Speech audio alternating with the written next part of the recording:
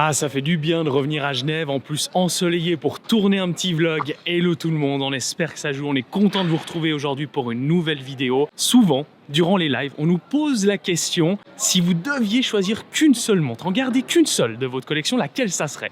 Et ça, c'est une réponse qu'on a déjà donnée durant une vidéo il y a quoi, à peu près 1 année et demie, même presque un peu plus. Et les choses ont pas mal évolué, les choses ont pas mal bougé, le temps est passé finalement. Et je crois que notre vision a un petit peu changé de ce côté-là. Et dans cette vidéo, on avait justement envie un petit peu de vous en parler. On avait aussi envie de s'essayer un exercice un petit peu nouveau, vous faire la présentation de 3 objets qui, au final, Jonas et moi avons remarqué qu'ils nous quittent jamais. Dès qu'on sort de chez nous, ces objets, on les a avec nous. Vous vous doutez bien que dans ces 3 objets, il y a bien entendu une montre pour chacun d'entre nous.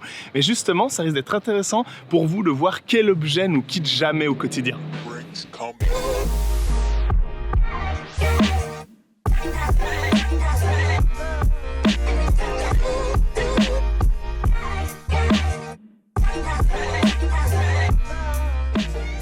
Bon, en ce qui me concerne, j'avais envie de commencer avec un objet qui, pour le coup, me quitte réellement jamais, si ce n'est peut-être encore quand je dors.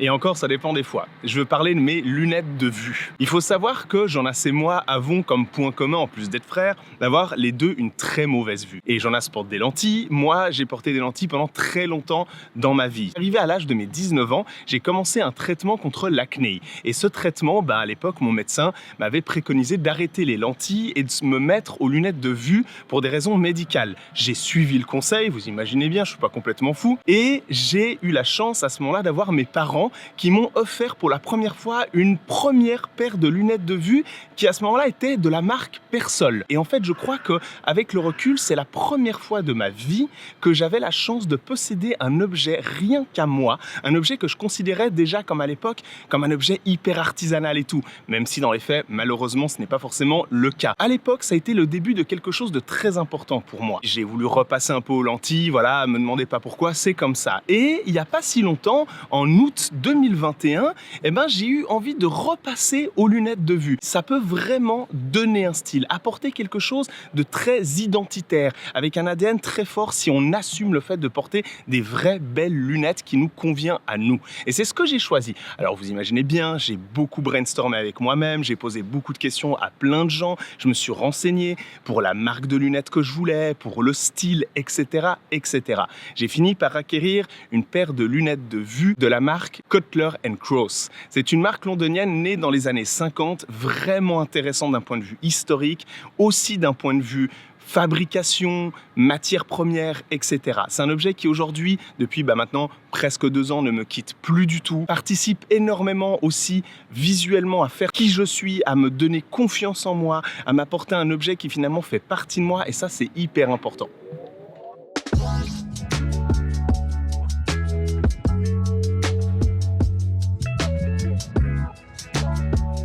Attends, Alex, si j'ai bien compris le concept, t'es en train de filmer tes lunettes sans lunettes? T'as une paire de lentilles dans la poche ou bien t'as fait comment? Non, alors, je ne suis pas en train de mentir. Non, l'écran est suffisamment proche de moi pour que quand même ça joue un petit peu, mais c'est vrai que je garantis rien quant à la qualité des plans là tout de suite.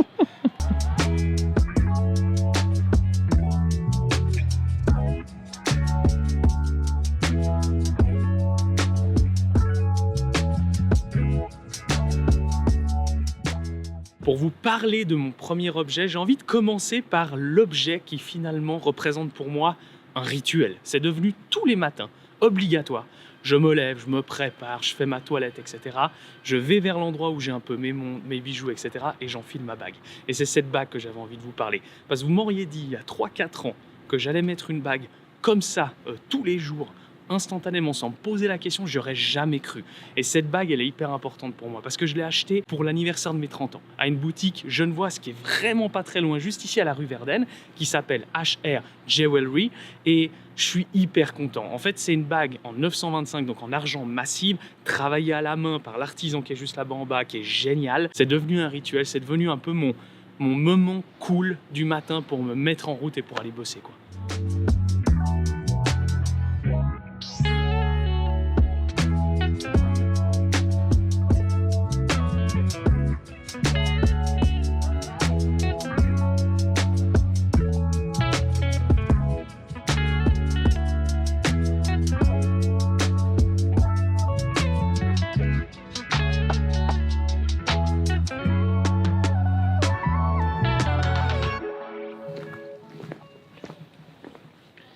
Elle m'appelle. Rends-la-moi. Non, pas tout Mon de suite, précieux. Vincent. Bon. Si Jonas commence à vous parler de ses bijoux, moi je vais pas pouvoir m'empêcher de parler du dernier bijou que j'ai acquis en date. Et en fait, ça fait pas du tout longtemps. C'était durant mon dernier voyage à Paris en décembre passé, donc ça fait un peu plus d'un mois.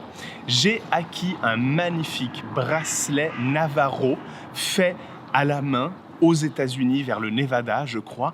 Et ce qui est génial, et là où ça me fait rebondir un petit peu sur la bague de Jonas qui s'est achetée pour le coup il y a plus d'un an, c'est que moi, je m'étais jamais acheté un objet, un bijou que je savais être fait à la main par un artisan que je pouvais sourcer. Et ça fait toute la différence. L'objet qu'on acquiert une fois qu'on sait tous ces détails de la personne qui l'a fait, là où elle se situe, quel est son artisanat, comment il fait les choses, où elle fait les choses, etc. Ça change tout à la sensation une fois que l'on possède l'objet. Et là, je suis hyper content de posséder ce bracelet. Il est incroyable. L'artisanat Navarro, ça mériterait une, voire plusieurs vidéos rien que pour ce sujet-là, parce que c'est complètement taré. En l'occurrence, moi, c'est un bracelet que j'ai choisi. Il est magnifique et à ça, je le dois à la boutique Harpo à Paris.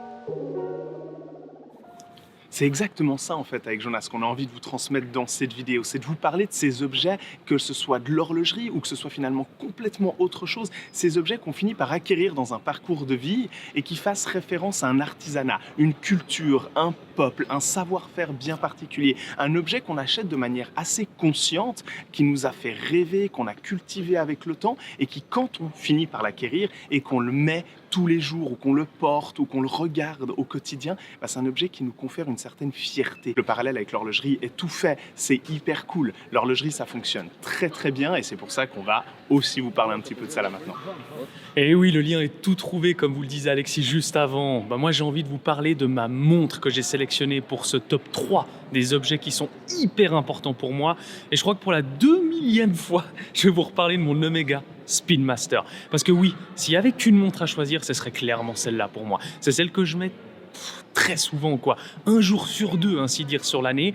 Et puis pour le coup, il y a aussi un truc qui est très important. Quand on porte une belle montre, c'est un objet dont on est fier. Et moi, j'ai envie de lui mettre un bracelet dont je suis extrêmement fier. Et là, j'ai fait le choix de matcher ma Spin Master avec notre Ataraxia vert olive avec la doublure en cuir couleur burgundy.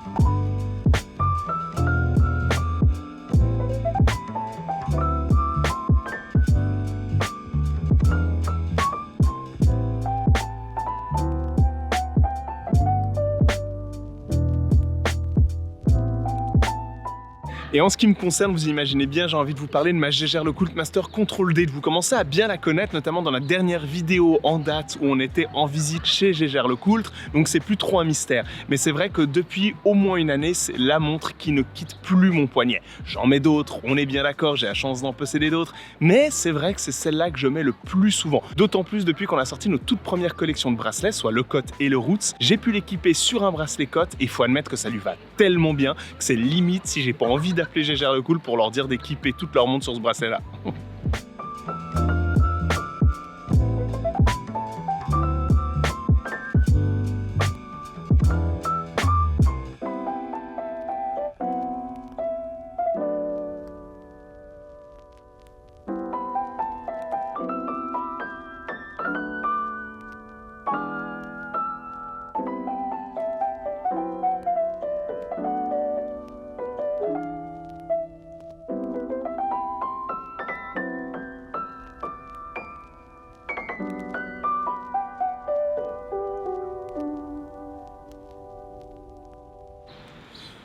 Bon, bah je crois que c'est le moment de vous l'annoncer, on est trop contents. Ouais. Alexis et moi, on a relancé les 4 modèles qui datent maintenant pour les premiers d'il y a une année à peu près. Un peu plus d'une année, ouais, Exactement. clairement, avec le COTS et le Roots, qui étaient les tout premiers bracelets qu'on a fait faire par un atelier à Genève, 100% à la main, avec des finitions telles que le rembordé, donc autant vous dire du très haut niveau. Ainsi que la Taraxia et le Sprezzatura en flanc d'alligator qui sont arrivés pour le coup, eux, juin-juillet, et on faisait une vente que sur un mois à chaque fois. Ouais, c'est ça. Et ben maintenant, on est trop content et on est fiers de se dire c'est le moment, on relance tout, on est parti parce que c'est aussi un peu frustrant pour nous en tant que créateurs C'est de vrai. lancer une collection qu'on vend que pendant un Ouais, mois. c'est ça. Vous êtes les premiers et les premières à nous envoyer des messages sur Instagram. Ah, est-ce que je vais pouvoir acheter le Ouais. Roots, la Taraxia, etc. Puis nous, on était là, bah non, désolé, c'était pendant un mois. Puis on trouvait ça trop idiot. On est trop fiers de ces bracelets et on a envie qu'ils restent d'actualité sur le site internet. Donc, comme Jonas vous le disait, c'est chose faite à partir de maintenant. Donc, n'hésitez pas à aller voir dans la description. Vous aurez notre site internet.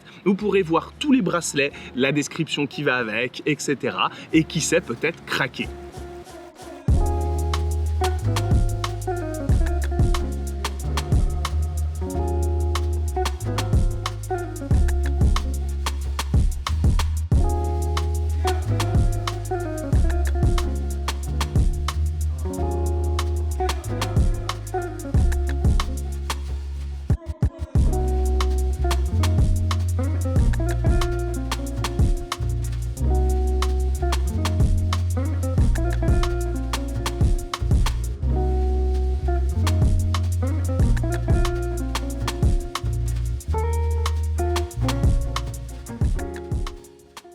C'est marrant parce que parfois un objet qui nous rend fiers n'est pas l'objet qu'on voit à tous les coins de rue.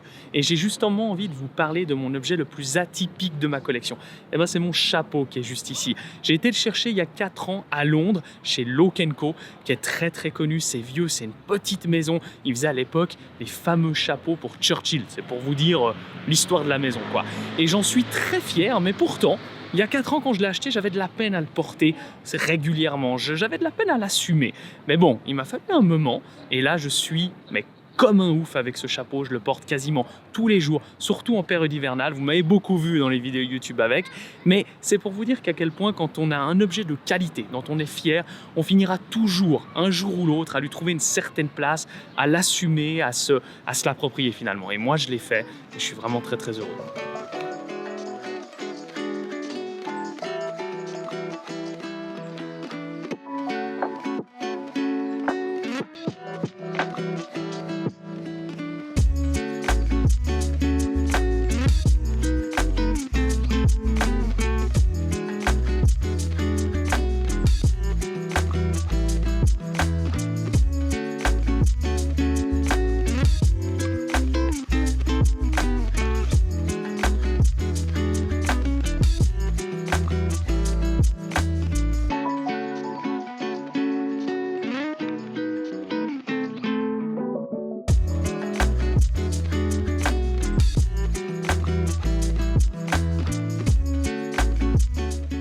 Bon, vous imaginez bien que parmi tous les objets qu'on a sélectionnés, Jonas et moi, pour cette vidéo, il y en a plein d'autres qu'on a la chance de posséder et qu'on adore tout autant et qu'on adorerait un jour vous parler. Donc on compte sur vous dans les commentaires pour nous dire justement ce que vous en pensez, si c'est quelque chose qui vous botte et si vous avez envie d'en voir plus. Ouais, et puis nous, on est vraiment très contents d'avoir fait cette sélection, de vous en avoir parlé, de finalement avoir pu parler aussi autre chose que de l'horlogerie. À mort. Mais bon, on y arrive toujours, hein, on arrive de nouveau sur une montre. Et puis, comme l'a dit Alexis, n'hésitez pas à nous dire si vous avez envie d'en voir davantage, si vous avez aimé ce format, finalement, de ce dont on vous a parlé. Et un dernier petit truc, on vous demande une petite faveur. Rendez-vous en description pour aller checker notre site internet et tous les bracelets qu'on a lancés Carrément. jusqu'à présent. Et comme d'habitude, n'hésitez pas à liker cette vidéo, à la partager, à nous suivre si ce n'est pas déjà fait. Et comme d'habitude, on se retrouve sur une prochaine vidéo. Et n'oubliez pas, d'ici là, Soyez à l'heure.